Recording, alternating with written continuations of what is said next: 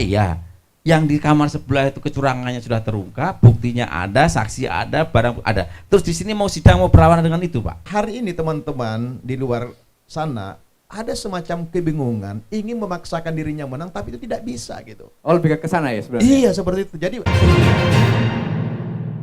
dua kamar yang berbeda itu, contoh kita sebelah ada kamar, ini ada kamar nih. Ya. Kamar sebelah ini lagi seru-serunya, ternyata ditemukan kecurangan. Ya. Ternyata Andai kata begitu. Terus sekarang kita sedang sidang nih. Ya. Apa iya yang di kamar sebelah itu kecurangannya sudah terungkap, buktinya ada, saksi ada, barang ada. Terus di sini mau sidang, mau berlawanan dengan itu, Pak.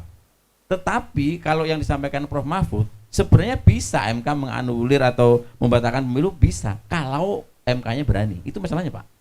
Dan melihat izin Mas Agus. Jadi saya dari tadi duduk di sini, kita bicara soal kecurangan-kecurangan. Ya. Tapi ternyata juga di antara kita menunjukkan kecurangan itu yang mana gitu seperti. Iya. Iya kan? Tadi kan saya tanya kan, pembuktian kecurangan seperti pembuktian apa? mana gitu. kecurangan Ditunggu ini? nanti, Pak, kan belum sidang, Pak. Saya melihat gini, justru hari ini teman-teman di luar sana ada semacam kebingungan, ingin memaksakan dirinya menang, tapi itu tidak bisa gitu. Oh, lebih ke sana ya sebenarnya? Iya, seperti itu. Jadi ya mau angket lah, mau apalah, dia mau ke MK tapi melihat posisi suara yang begitu jauh, seperti saya dengan Pak Robi tadi, tidak 2%.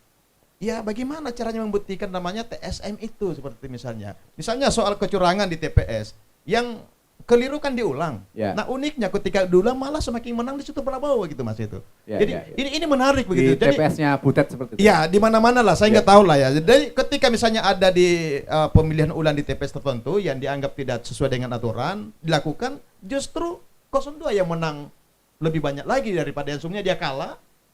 Justru jadi menang. Jadi ini jadi persoalan. Jadi saya lihat teman-teman ini kita mau kemana sebetulnya gitu, seperti itu.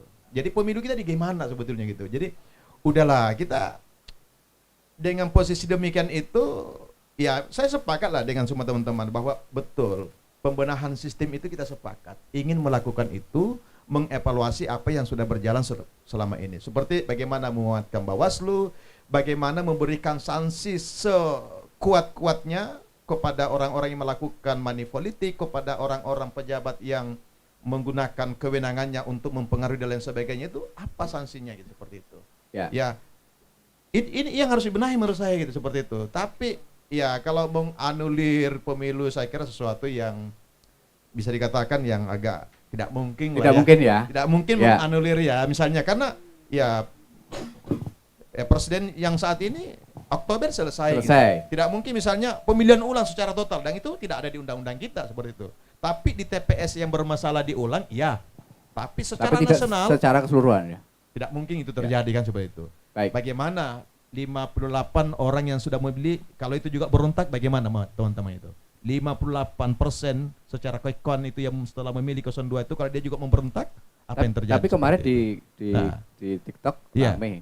50% nanti kalau pemilu 58 misalnya kan 58% nanti jadi 90%. Bagaimana teman-teman penyelenggara KPPS yang sudah begadang, yang sudah sakit dan lain sebagainya juga tadi disampaikan jangan sama seperti di TikTok.